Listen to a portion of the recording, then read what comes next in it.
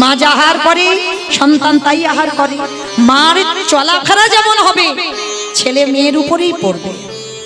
যদি বলো এটা আমার মুখের কথা, বিশ্বাস করতে হবে না, তার প্রমাণ তো বাবা মহাভারতে অভিমন্যু।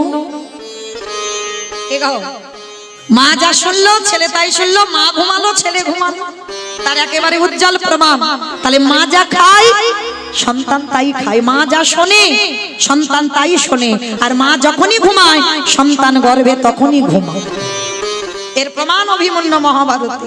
যদি মা ওই না ঘুমাতো, সুভদ্রা যদি না ঘুমাতো, তাহলে কি বাবা এইভাবে চলে যেতে হতো অভিমন্যুকে 16 বৎসর বয়সে।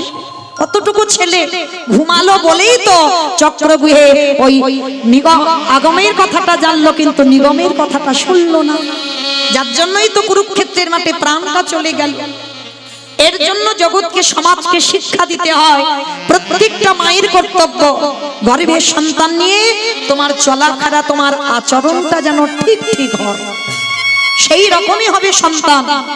তা এইবার মা কয়াধু গর্ভবতী মা পূজা অর্চনার কাজ করে, সাধু সেবা করে, ভক্ত সেবা করে, বৈষ্ণব সেবা করে নিত্য।